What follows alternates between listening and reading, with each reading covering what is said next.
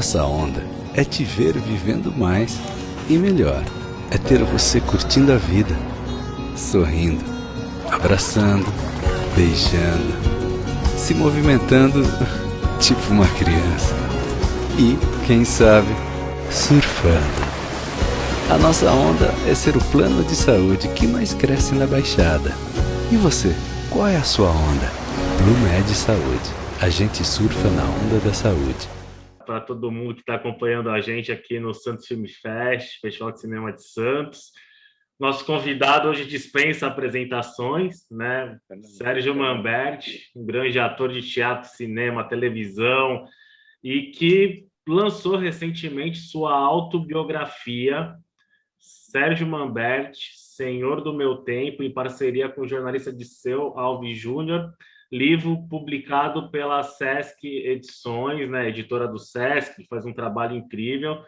Sérgio, é um prazer falar contigo mais uma vez, né? Sou teu fã, acho que todo mundo está acompanhando a gente aqui também.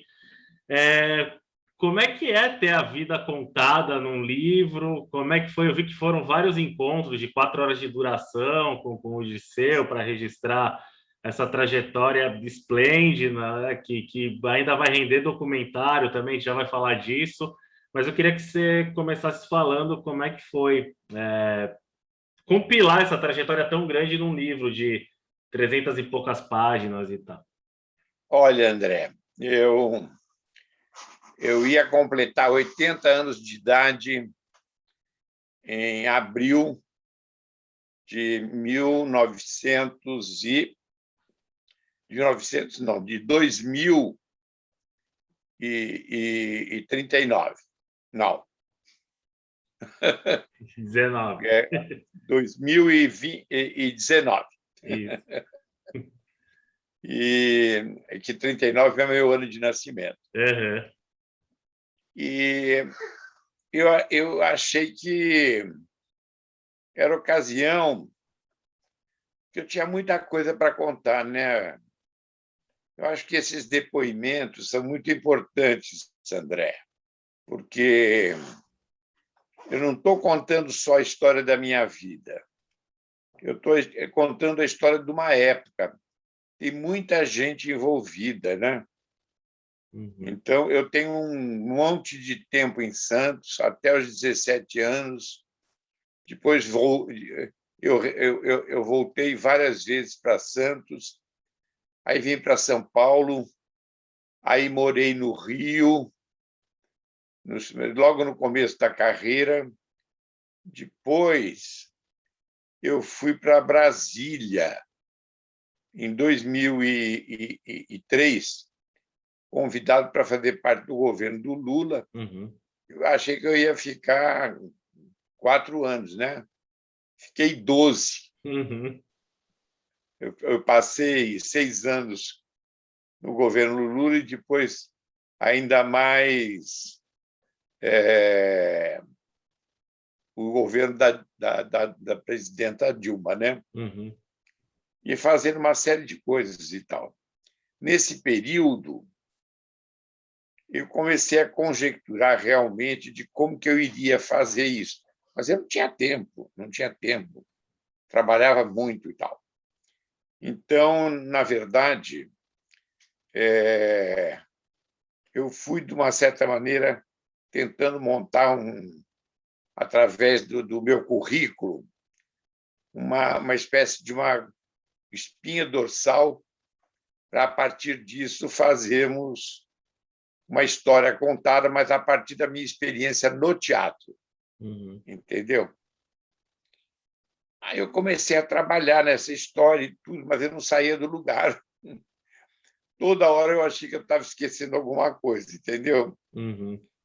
E aí eu falei, sabe quando é que vai ficar pronta essa biografia? Nunca. Só depois que eu morrer. Uhum. Aí eu vou fazer transcrita por um espírito, Psicografado. psicografada.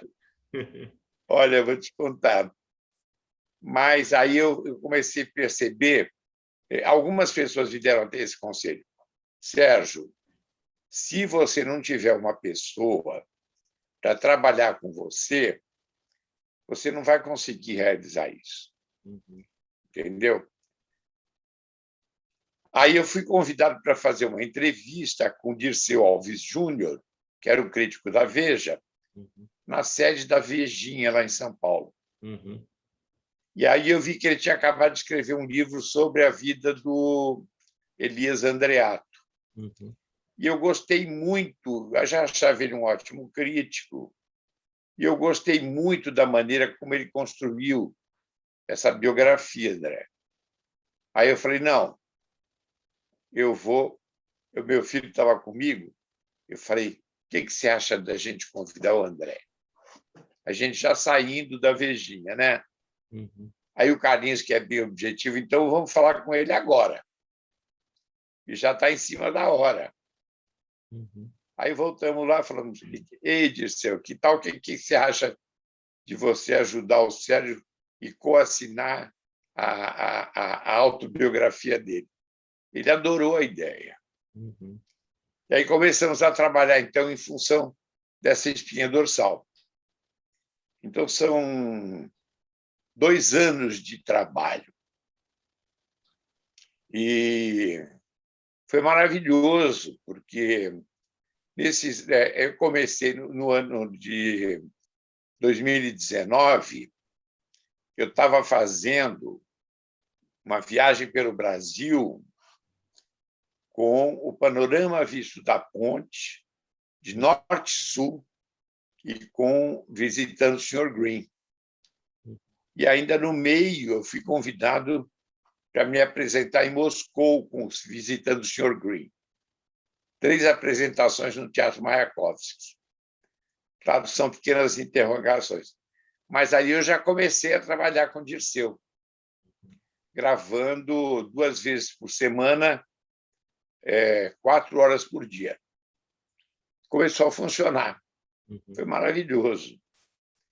E, no meio disso, ainda fiz uma exposição de colagens, que é um trabalho que eu gosto muito de fazer, que fazia muito tempo que eu não me dedicava. E apresentei isso logo depois que eu voltei de Moscou, na Galeria Regina Boni Flutuante, que é a Galeria São Paulo Flutuante da Regina Boni. Foi um sucesso. Bom, então terminei essa fase e aí eu fui convidado para fazer, estava em fase de revisão do texto e já pensando em deixar ele pronto para entrar no prelo, né? E aí eu comecei então a ensaiar uma nova peça que foi o Ovo de Ouro, que se passa na Segunda Guerra Mundial. Era o Sonderkommando, que eram os judeus que eram obrigados a colaborar com os nazistas na hora de colocar as pessoas, quando elas desciam dos trens, nos campos de extermínio, e eles preferiam que fossem judeus, porque as pessoas não iam desconfiar. Então, era um trabalho meio barra pesada, entendeu?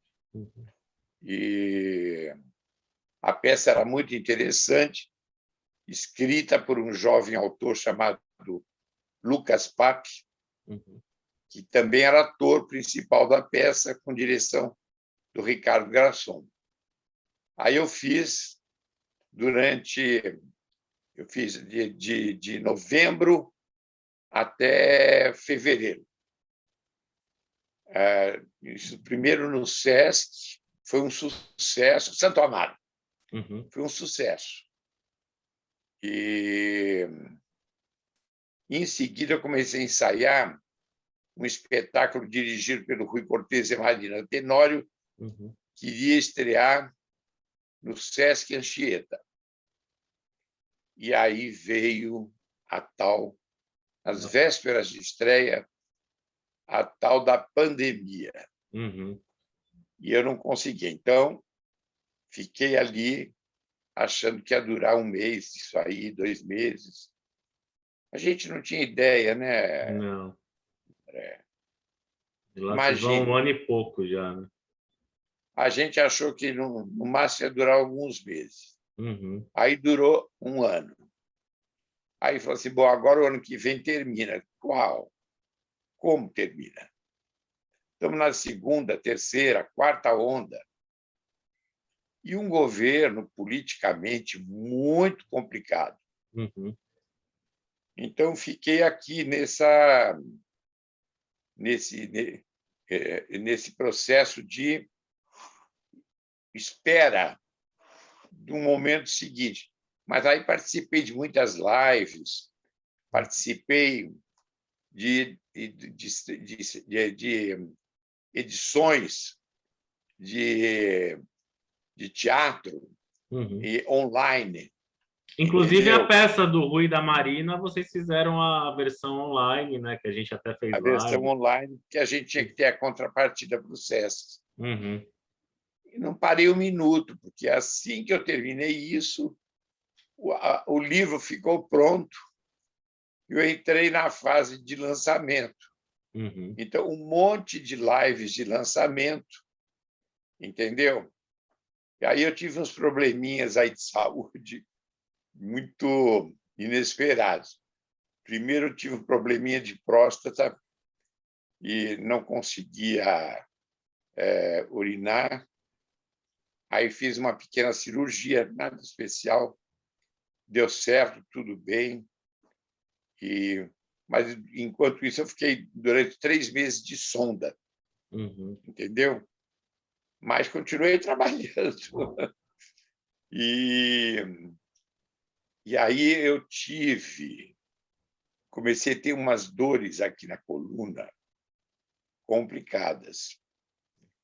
O problema era o seguinte: eu tive uma distensão aqui do meu ventre, porque, de repente, eu tinha que fazer uma cirurgia de uma hérnia umbilical e eu fui deixando aquilo passar o tempo. De repente, fui surpreendido por eu não conseguia evacuar, porque a hérnia encarcerou e encarcerou uma parte do meu intestino delgado, e aí não consegui evacuar. Eu fui ao Prevent Senior, que é o meu plano de saúde, aí me encaminharam para o centro cirúrgico, né? Uhum. Eu cheguei lá, é o tal do Hospital Dubai, lá é maravilhoso. Aliás, quero elogiar muito, é muito acessível e é um atendimento espetacular. Uhum. E não explora a gente e fica de acordo com o que a gente pode pagar, Uhum. entendeu? E aí falei para o médico assim, parece que eu tenho que fazer uma cirurgia, né, doutor? Aí ele falou, pode ir para o quarto que tu vai entrar na faca agora. Nossa.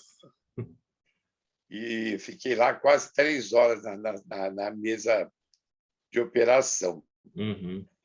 Claro, tive que fazer a recuperação e tudo isso. Não podia me locomover. Fiquei 1 mês no hospital. Aí eu falei, puxa vida, eu vou ter que fazer aquele trabalho de recuperar a marcha de novo, que Uhum. eu tinha tido em 2016 um problema com essa recuperação de marcha, entendeu? Por causa de uma discite que eu tive, Uhum. que é um encavalamento do disco, da coluna, da quarta e da quinta véstra. Dessa vez, eu tive que fazer por causa da operação, da cirurgia. Uhum. E já estava bem adiantado, quando, de repente, agora surgiu aí uma nova discite. Uhum. E aí tomei as medicações, se toma muito antibiótico e tudo. Já estou de novo na recuperação e já fazendo planos de poder participar de montagens, né? Uhum. E como eu não estou podendo lançar online, aliás, a não ser online, o meu livro, né? Uhum. Agora, recentemente, no dia do meu aniversário, o livro ficou pronto Uhum. e a gente começou, então, a mostrar o livro. Eu vou mostrar para Aproveita vocês e aqui. mostra para a gente. Olha que edição bonita. Tá São lindo o livro. Uhum. 378 páginas. Sérgio Manberti, Senhor do Meu Tempo. Um trabalho a 4 mãos com o Dirceu, que se não fosse o Dirceu eu não conseguia fazer. Uhum. E graças ao SESC também, graças ao professor Danilo Miranda, a Isabel Alexandre e toda a equipe. Uhum. E aí, agora, recentemente, até foi no dia 28, agora nós fizemos o lançamento oficial numa live com o professor Danilo e com o Dirceu. Mas, na verdade, a gente já vinha fazendo lives já há um bom tempo. Eu fiz uma live com o Pedro Bial, foi a primeira live, que até agora não foi para o ar. Nossa! Mas aí eu tenho feito live praticamente todo dia, às vezes até 2 vezes por dia, entendeu? E contando um pouco dessa minha trajetória. E eu consegui, viu, André, uma resposta muito boa por parte dos leitores. O livro tem um prefácio da minha amiga Fernanda Montenegro. Gilberto Gil também assina. Gilberto Gil assina a orelha. E o professor Danilo faz uma espécie de apresentação do livro. E, olha, tem sido um prazer enorme. Primeiro, as pessoas que leem o livro, todas se sentem fazendo parte do livro, né? E também as pessoas que não fazem parte, elas, de uma certa maneira, embora muitas vezes elas não tenham vivido aquelas situações, elas acabam conhecendo aquelas histórias, só que conhecem com mais detalhes, entende? Então, está um processo tão rico, tão maravilhoso, e eu tenho conversado tanto com tantas pessoas. Isso já é o 3º mês, né? E você é nosso conterrâneo, né, André? Eu fiz uma live de um ciclo que o SESC está fazendo para homenagear os 111 anos da Pagu. E eu fui amigo da Pagu desde os 14 anos, né? Nossa, foi linda essa live, foi maravilhosa. Cada vez se descobre coisas novas da Pagu, né? Documentos, livros, poemas, desenhos. Eu não sabia que ela fazia HQ, entendeu? Histórias em quadrinho, né? Sérgio, qual a importância de Santos na tua vida, assim, na tua formação cultural? Tem o peso das assim, como é que... Santos é a minha origem, né? Santos era uma cidade muito politizada. Então, eu morava numa rua onde os estivadores, todos de esquerda, moravam ali, entendeu? Eu fiz o primário numa escola que já ensinava inglês. Meu pai, o Cláudio, também fez lá.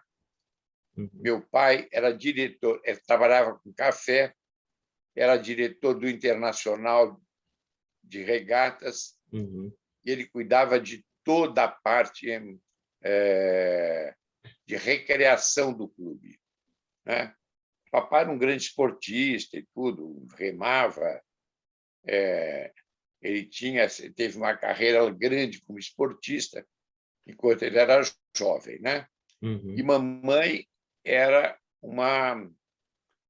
formada na escola normal José Bonifácio, primeira turma de normalistas de Santos.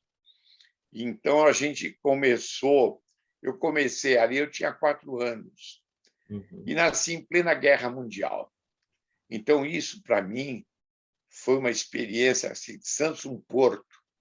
Então nós tínhamos nessa época que fazer, vamos dizer, à noite, blackout nas casas, entendeu?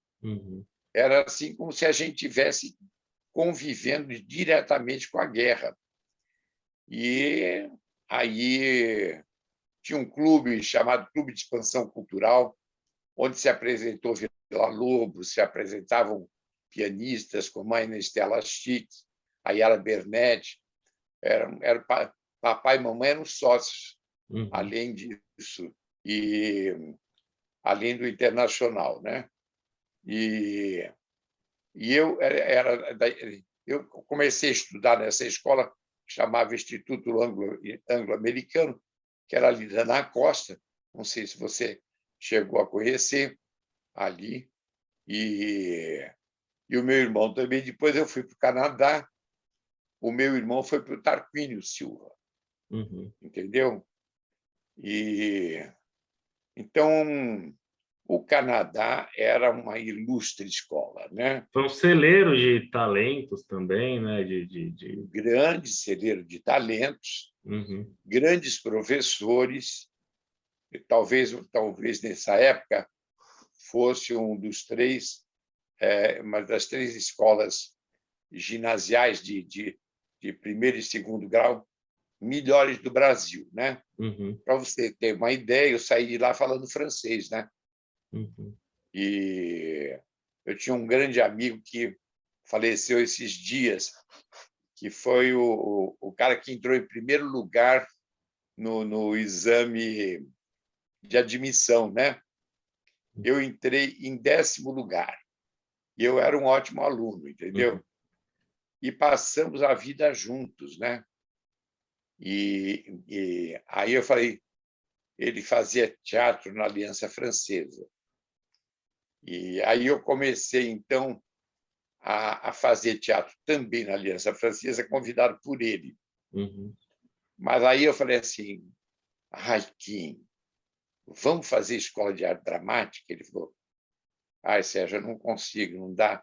Curso de medicina é complicado. Eu ia fazer arquitetura e escola de arte dramática. Mas o teatro é muito ciumento. Então, eu acabei ficando só com o teatro. E aí eu cabulava as aulas do cursinho e comecei a ver os grandes espetáculos que chegavam com as companhias estrangeiras, italianas, francesas, via Edith Piaf. Olha, foi assim uma verdadeira escola. São Paulo era um grande centro cultural, né? E finalmente eu fiz exame para EAD e entrei. E a Pagu era minha amiga de infância. Então, a Pagu estimulou o Plínio, estimulou o Cláudio, foi quem descobriu o talento dramático do Plínio, quando o Plínio escreve Barrela.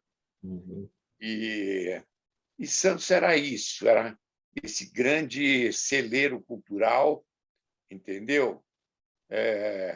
Ela fazia parte de um clube de poesia, eu também passei a fazer parte desse clube de poesia. Éramos sócios do Clube de Cinema de Santos, com o Maurice Léjart, entendeu? Então, era uma maravilha. Maurice era outra escola, né? Também. Tudo um monte de comunista. Esse ano é o centenário do Gilberto Mendes também, né? Que é um nome... O Gilberto foi um grande amigo. Foi uma pessoa, assim, excepcional. Que talento, né? E pena que ele não conseguiu chegar vivo a essa idade. Mas talentosíssimo, né? E grande amigo da gente também, nos prestigiava a nós adolescentes, entendeu? Uhum. E você mora onde em Santos, André? Eu cresci no BNH, ali na Aparecida, e atualmente eu moro na Arthur Assis, na rua que o Gilberto Mendes morou nos últimos anos, aqui perto do Canal 3 aqui. É. Sei, mentira. Eu morava na Vila Matias, na Almeida Moraes, Uhum. mas eu não morei sempre lá. Primeiro, eu nasci na Manuel Torinho, Uhum. mas na Beneficência Portuguesa, nas mãos de uma parteira, Uhum. porque ainda não tinham os médicos obstetras, então eu nasci nas mãos de uma parteira. E ali, assim, na Beneficência Portuguesa, Uhum. eu ia, volta e meia, eu ia lá visitá-la, sabe? Uhum. E é uma outra visão de mundo, né? E aos pouquinhos eu vou lembrar o nome dela. Mas, olha, Santos era uma coisa espetacular. Tinha que estudar muito. Uhum. E aí, quando eu vim para São Paulo, eu já estava muito preparado, porque eu comecei ali com 4 anos de idade, André. Logo de cara, eu comecei lendo os contos dos Grimm, aqueles contos tradicionais. Uhum. Em seguida, li Monteiro Lobato. E eu li HQ também, claro, imagine, com todas as pessoas da minha idade. Uhum. Capitão Marvel, Super-Homem, tudo aquilo que era mais dessas fantasias assim, espaciais, né? Uhum. E aí comecei a pensar o que eu ia fazer um dia, né? Uhum. Aí, no Canadá, tinha uma biblioteca maravilhosa. Com 11, 12 anos, eu comecei a ler os russos. Comecei a ler Tolstói, Dostoiévski, Kafka. Uhum. Kafka já um pouquinho mais tarde, entendeu? E aí, no Canadá, quando eu passei para o colegial, nós tivemos um curso de filosofia com Itagiba.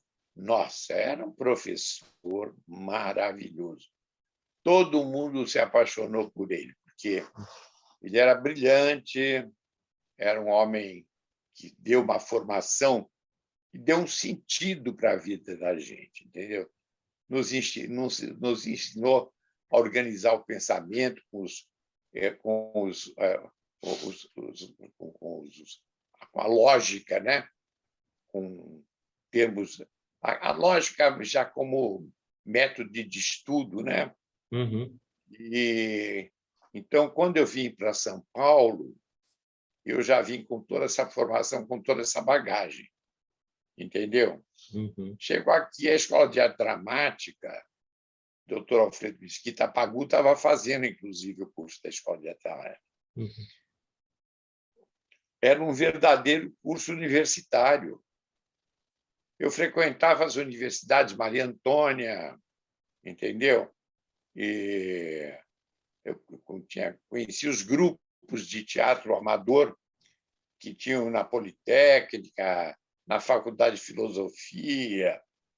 A gente ia para a porta do Municipal, cantava os porteiros e víamos as grandes companhias de teatro, esse negócio todo. Uhum. Então, eu fui alargando meus horizontes, né? E, ao mesmo tempo, também tendo me iniciando, né, no ofício do teatro, né?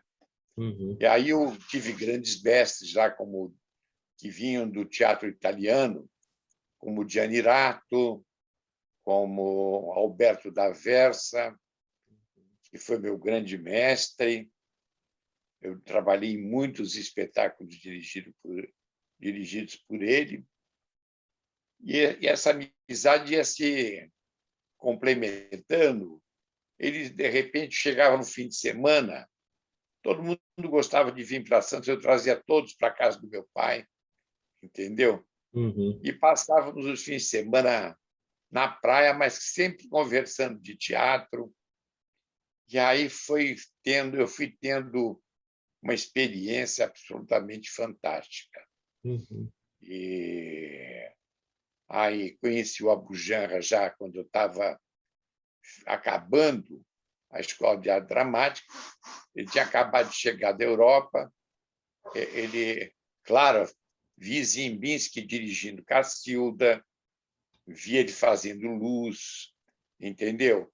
O papai trouxe Procópio Ferreira para o Internacional. Olha, era assim, uma formação muito densa, muito densa.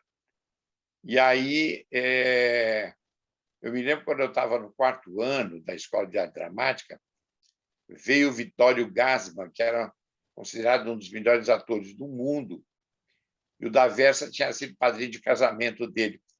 E uma noite ele trouxe a Orestes, trouxe um repertório maravilhoso. E uma noite, depois de representar, nós fomos para a casa do D'Aversa. A esposa do D'Aversa era uma grande dama do cinema argentino, uma mulher muito bonita e tudo, e muito ciumenta, porque o D'Aversa era apaixonado pela Natália Timberg. Então, ela me procurou e falou assim: Serginho, me diz a verdade. O Alberto, ele está namorando essa... E eu falava: não, isso é uma relação puramente... Mas o Alberto D'Aversa era um italiano de 1,90 m e tantos, entendeu? E as mulheres se apaixonavam por ele porque ele era sei lá, uma cultura viva, né? E Natália teve um longo caso com ele, né? A Natália vinha da experiência dela com o grande diretor francês Jean-Louis Barrault. Entendeu? Então, nossa senhora, era só coisas muito biscoito fino, né? E aí isso tudo foi me formando, me moldando. E o D'Aversa falou assim: olha, eu sou muito amigo do grande diretor Luchino Visconti, que foi meu colega de academia de Roma. E você é o tipo de garoto que ele adora, que você é bonitinho, é culto. Ele dirigia muito Alain Delon. Ele já me cutucando para me ir para os braços do Quino Visconti, mas para ser meu mestre, né? E eu vou escrever para o Luchino. Ele vai se apaixonar por você, porque você é muito inteligente, você é um grande ator. E aí eu me entusiasmei com a ideia, mas depois eu vi uma série de atores brasileiros que estavam voltando para o Brasil depois de uma vivência europeia. Eu via que eles não eram mais franceses nem europeus e, ao mesmo tempo, também não eram mais brasileiros. E eu estava muito envolvido já com política, entendeu? Aí me inscrevo no Partido Comunista e começo a militar loucamente, a gente já pensando em fazer um Brasil mais justo, mais próspero e mudar essa feição colonizada do Brasil. Toda a minha geração fez parte disso, né? Estudamos num colégio de esquerda. Aí eu conheci o Prestes e eu conheci grandes expoentes. Eu morava numa rua que era na Almeida Moraes, que moravam vários estivadores, né? E você sabe que Santos era considerada Cidade Vermelha. Cidade Vermelha, né?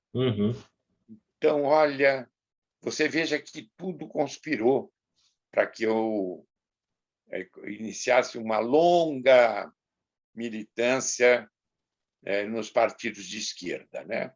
Uhum. E aí, o Abu Janra chega da Europa, eu estava terminando o meu curso na Escola de Arte Dramática, e ele falou assim, eu vou montar um grupo. Ele estava dirigindo Cacilda Uhum. e Valmor, e quero que você venha fazer parte desse grupo, junto com Berta Zema, com Emílio de Biasi, com Lauro César Muniz. E aí, realmente, primeiro, eu fiz direção do Abu Janra, Antígona e América, uma obra escrita por Carlos Henrique Escobar, Uhum. que era filho de Calipso Escobar, que morava em Santos, que era uma figura também extraordinária. Então, eu, Plínio e o Cláudio passamos a ser muito amigos, porque a mãe do Plínio, como a minha mãe, também era professora. Aí a minha mãe chegou e falou assim, a mãe do Plínio, ai, meu Deus do céu, não me lembro o nome dela agora, meus filhos resolveram fazer teatro.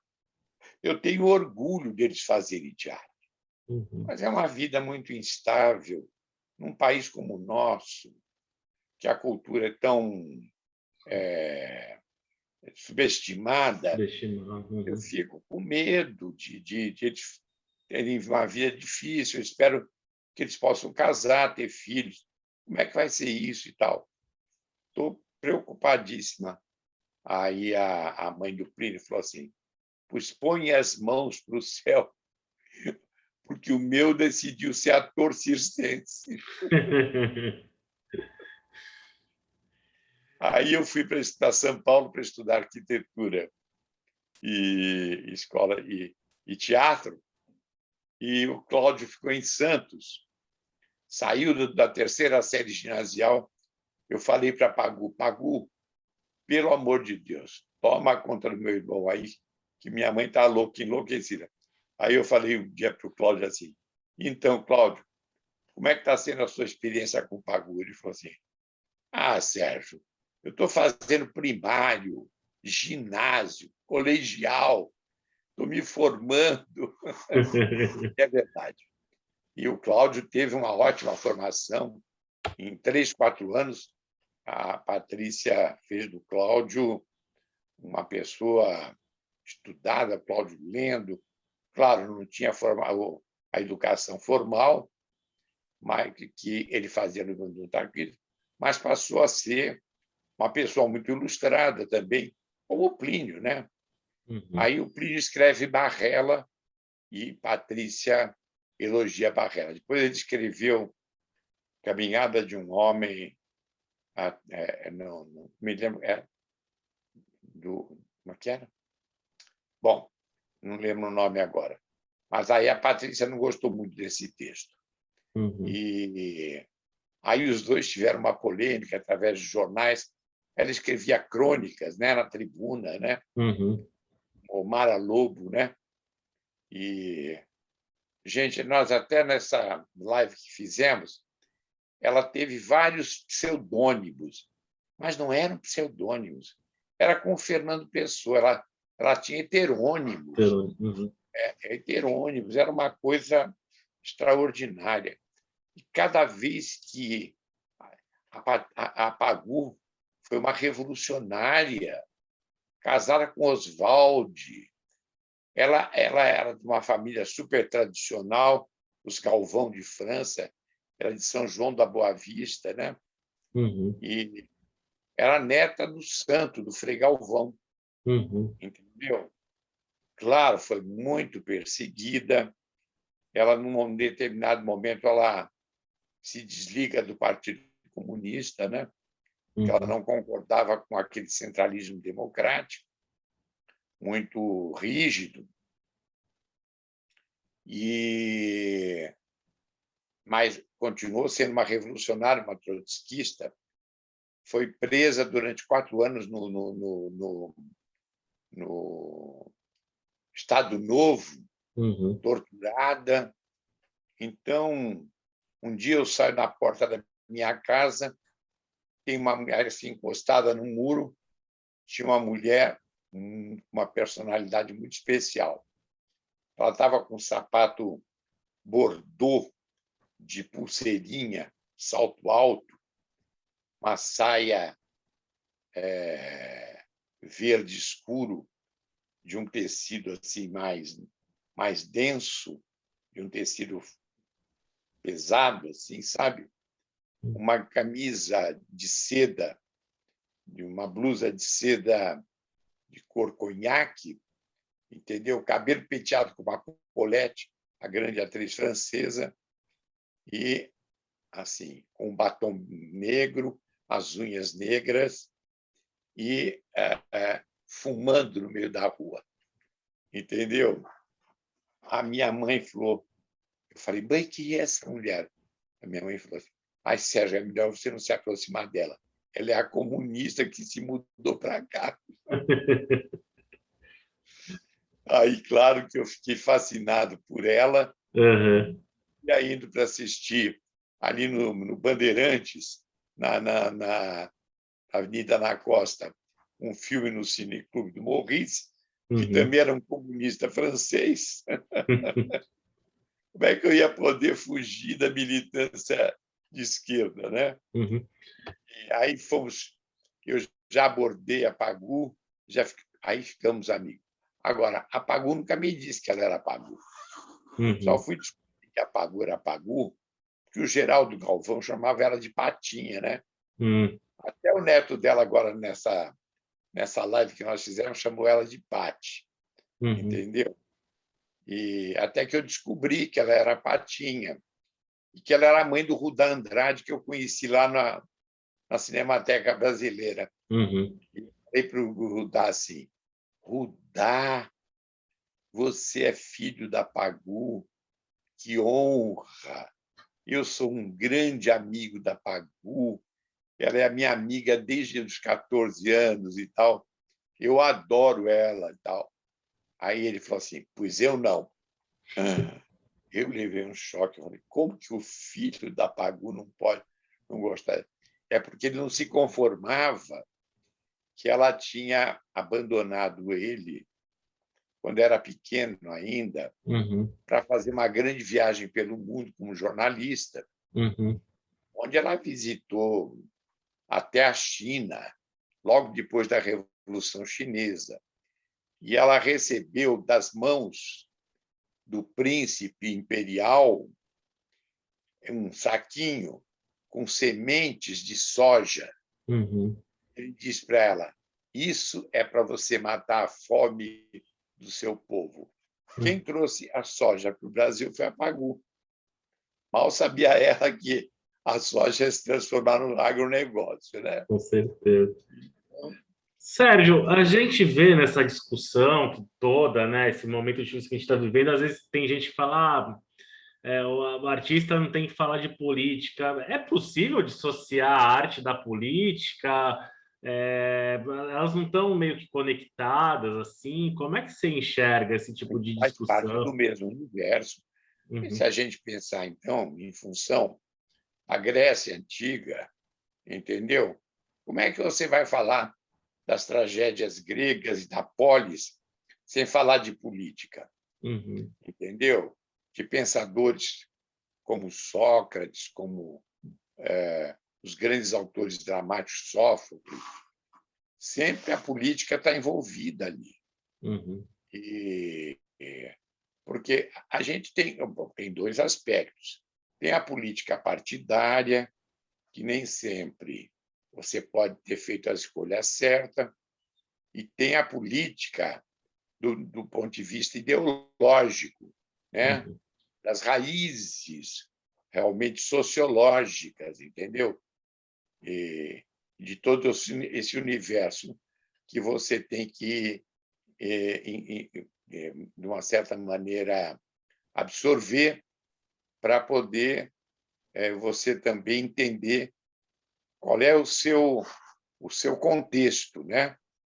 Então, me parece que é impossível que política, e particularmente o teatro, como ele é muito próximo da realidade, ele tem um conteúdo político muito forte, entendeu? E tanto que Bertolt Brecht faz do teatro uma grande obra política, né? E tudo. Então, tudo isso eu acabei integrando na minha vida pessoal. Conheci todos os grandes de vanguarda, conhecia todas as teorias. O Abu Janra nos inicia, porque ele tinha feito um curso no Berliner Ensemble, então ele conhecia a obra de Brecht e conhecia também a obra de Roger Planchon na França, que trabalhava com os operários, né, no interior da França. Então, tudo isso foi fazendo parte. Aí a gente começou a fazer teatro nas ruas, nas praças. Eu comecei a trabalhar logo de cara, como eu te falei, com a Ruth Escobar e o Abu Janra. Depois fundamos o grupo Decisão, onde a gente faz Fuente Overrupa do Lope de Vega, Fuente Overruna do Lope de Vega. Depois fizemos Terror e Misérias do Terceiro Reich. Fizemos Os Fuzis da Senhora Carrard. Fizemos O Inoportuno, que era uma obra do Pinter, né? Foi o meu primeiro grande sucesso, entendeu? E eu terminei esse espetáculo, praticamente eu terminei de compor esse personagem nas vésperas da estreia, graças ao Fauzi Arap. Eu não conseguia, eu tinha feito tudo de acordo com as regras e tudo, mas não conseguia vislumbrar o personagem. Entende? O personagem não baixava. Ele estava construído ali, mas não baixava. Aí o Fauzi falou assim: posso te dar uma dica? Você está procurando esse personagem fora de você. Quando o público abriu o programa, vai estar lá, Sérgio Manberti faz make, entendeu? Então, você não precisa fazer nenhum esforço para ser um Mickey, você já é o Mickey por definição.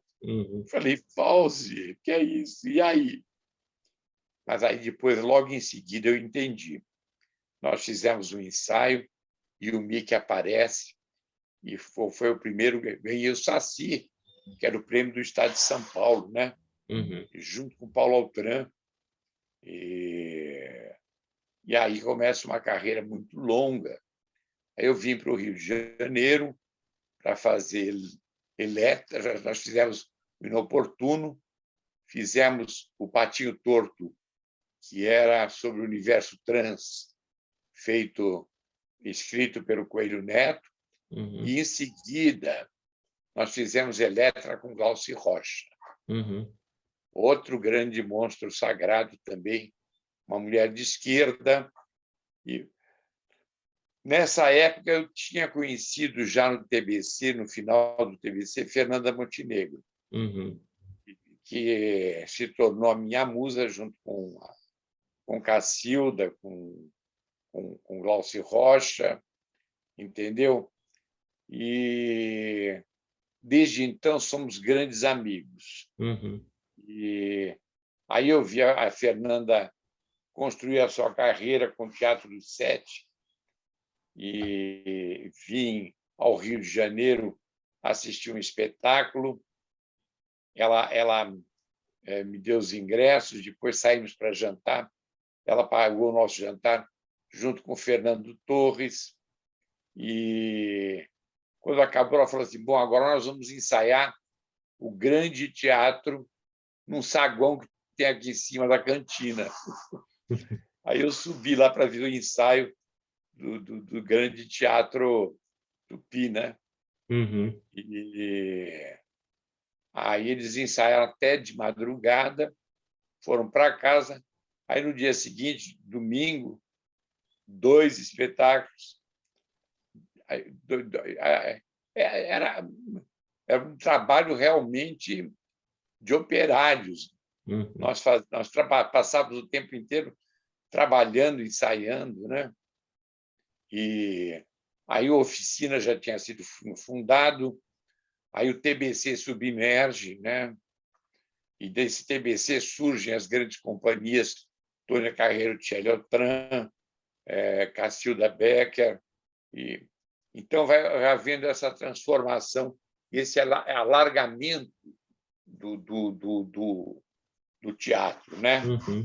Eu sou um ator que fiz, porque, como eu te disse, somos operários, que fiz praticamente mais de 90 espetáculos, porque eu tinha filhos para sustentar. Tinha 3 filhos. Eu casei com uma atriz que era a Vivian, e aí tive que manter uma receita que justificasse a minha presença no teatro. Eu não quis fazer... Aí, no início, namorei no Rio de Janeiro, mas aí, quando eu vi que não dava para ficar lá, quando nasceu o segundo filho, aí eu vim para São Paulo, convidado pelo Zé Celso para fazer O Rei da Vela, mas não consegui. E aí, por causa da oferta que ele me fez salarial, e aí eu fui fazer Navalha na Carne, fazendo o primeiro homossexual como um personagem acabado, né? Tinha 15 minutos em cena. Meus amigos diziam: Sérgio, você acabou de ganhar o Saci, vai destruir a sua carreira, só vão te chamar para fazer esses viadinhos.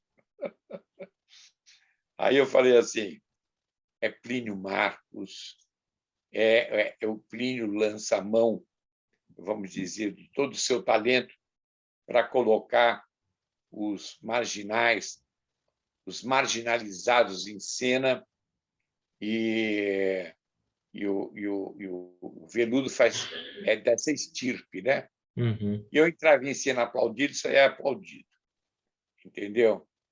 E, em seguida, eu fiz o balcão, e aí todo mundo falava assim: mas aí, agora você vai fazer o balcão. Eu falei: pois eu considero o Veludo tão importante quanto o balcão. E o balcão realmente foi um marco na minha carreira, dirigido pelo Vítor Garcia, ilustre diretor argentino, que veio com o Cemitério dos Automóveis para cá. E aí eu estava fazendo com a Ruth Escobar, o padre Lourenço, Frei Lourenço, do Romeu e Julieta, e aí a Ruth perdeu o Sérgio Brito, porque o Sérgio Brito teve que voltar para o Rio. E aí eu falei para o Vítor: Vítor, eu quero fazer esse espetáculo. E aí eu falei: poxa vida, você tem que me dar esse personagem, entendeu? E aí ele falou assim: não, Serginho, você é um ótimo ator e tudo, mas eu quero um viejito para fazer esse personagem. E eu não chegava a 30, eu estava chegando aos 30 anos. Vítor, eu conheço a obra do Genê desde os 14 anos. Eu adoro esse personagem, eu sei fazer esse personagem e tal. Ainda mais dentro das exigências estéticas que ele tinha pautado, porque ele demole um teatro inteiro, faz uma torre invertida aqui no Teatro Ruth Escobar, e o espetáculo se dava num espaço vertical, entendeu? Tivemos que lutar com a censura da ditadura, mas conseguimos dominar a ditadura, né? E então a gente conseguiu fazer com que a ditadura respeitasse a obra desse gênio que era Vítor Garcia, né? E aí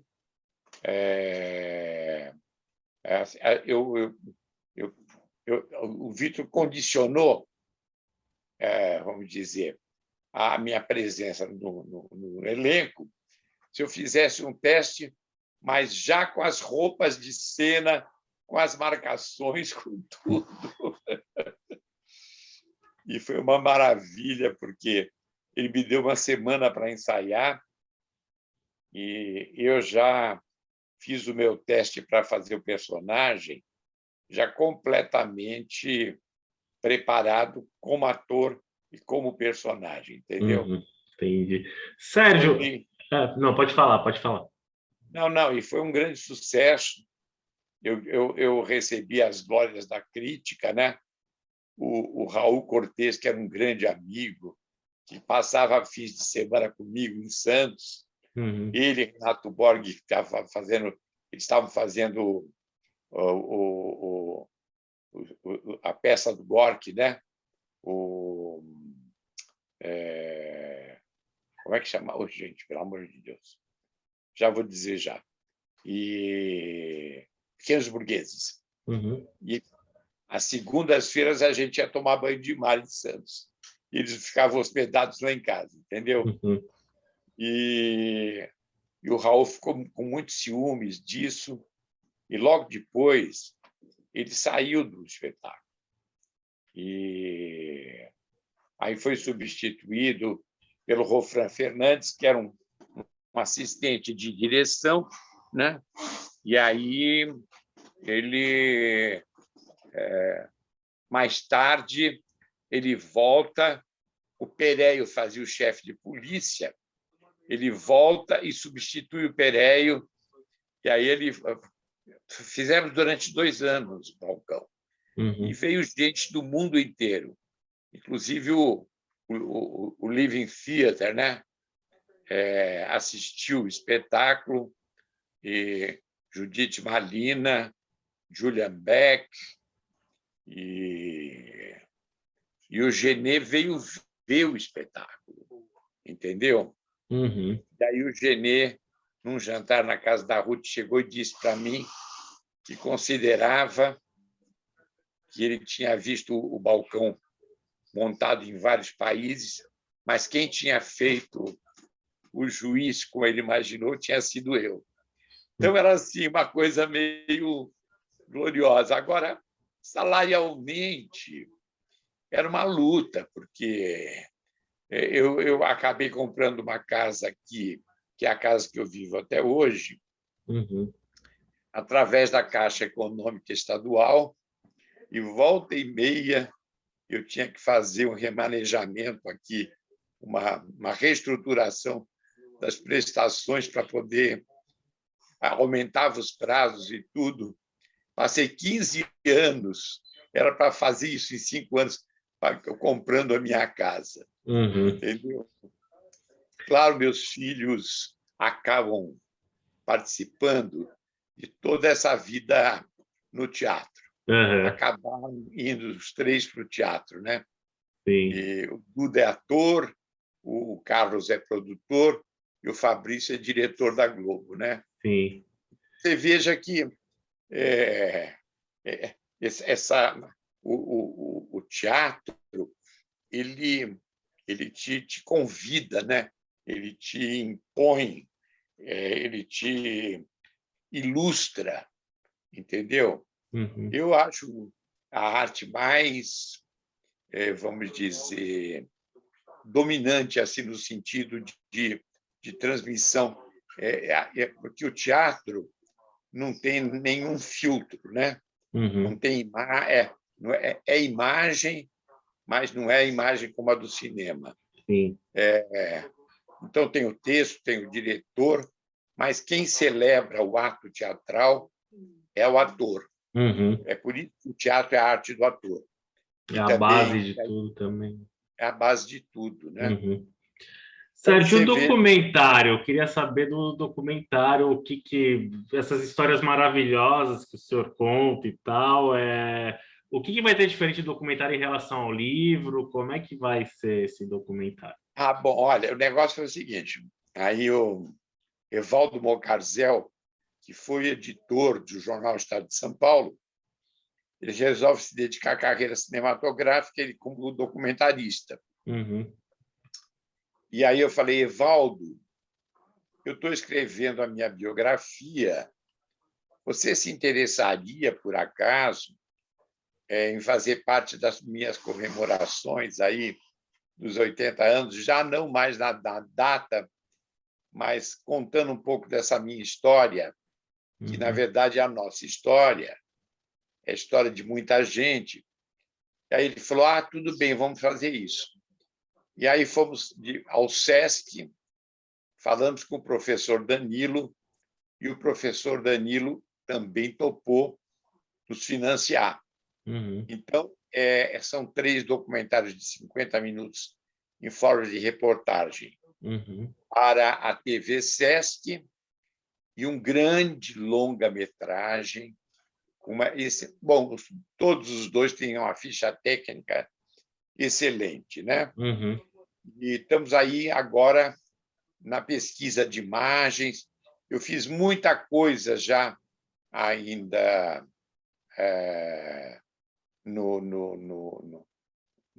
quando eu estava escrevendo o livro, eu fiz muitas imagens, dei muitos depoimentos, e agora a gente está em busca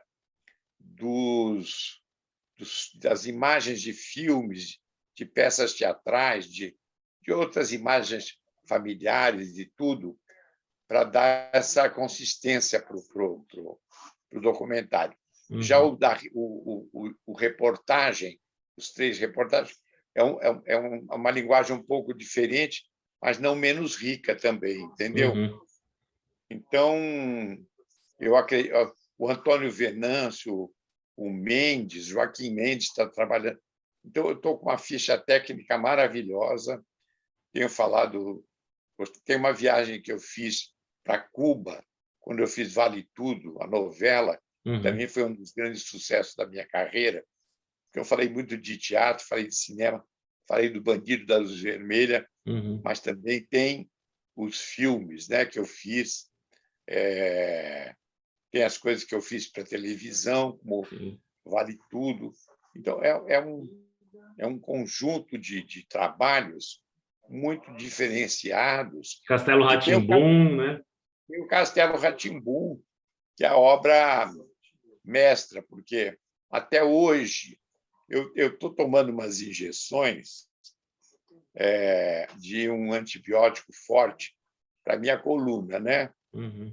A filha do rapaz que vem aqui me aplicar tem 6 anos, entendeu? Então, ela mandou uma mensagem e quis me conhecer. Estamos mantendo uma relação assim, pelo menos 2, 3 vezes por semana, ela manda recados para mim, entendeu? Através dos áudios, entendeu? E ela fala com uma propriedade do Castelo Rá-Tim-Bum e um carinho e um afeto, uma coisa maravilhosa. Então, o Castelo ele formou gerações, né? São quase 30 anos de Castelo Rá-Tim-Bum, entendeu? E é uma coisa maravilhosa. E ele conjuga justamente essa relação entre educação e arte, né? Entendeu? Então, isso é muito importante também. E aí faz com que o Rá-Tim-Bum tenha um caráter muito especial dentro da minha carreira. Tem Agosto na televisão, engraçadinha, entendeu? É um conjunto de obras bem significativas. Com certeza. Sérgio, eu queria te agradecer, é uma honra. Mostra o livro de novo para a gente, por favor. A gente está colocando o link aqui para quem quiser comprar o livro, tá, gente? Olha, tem a Livraria Martins Fontes, tem as edições Sesc, tem a Livraria da Travessa, e tem a Amazon, que está dando um desconto, entendeu? Então, você pode... As pessoas, como não estou dando noite de autógrafo, volta e meia eu estou recebendo por correio ou por via pessoa. Eu estou com uma pilha de livros aqui para autografar. Maravilha. Gente, olha aqui, ó. Esse livro é nosso, é livro de toda uma geração. Se vocês quiserem ler e se vocês quiserem ter esse contato com essa longa carreira que, na verdade, conta a história de um momento muito especial da vida cultural e política do Brasil, eu ficaria muito honrado. Com certeza. Eu que agradeço a honra de mais uma conversa que a gente tem, né, aqui via... Espero poder te reencontrar pessoalmente ainda, tomar vacina e a gente poder tomar um café. E agradecer e desejar sucesso sempre aí para a tua trajetória, né? Você é uma inspiração para todos nós aqui. Obrigado mais uma vez.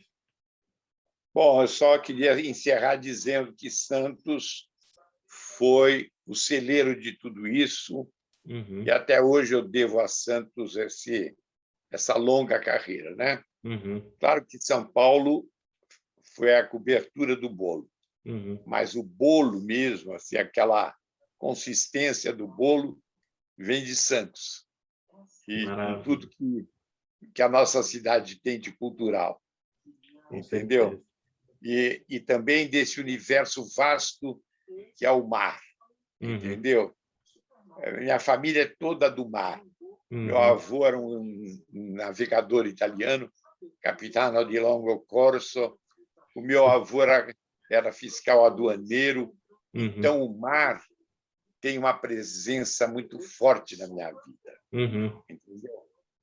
Então, estamos aí sempre dispostos.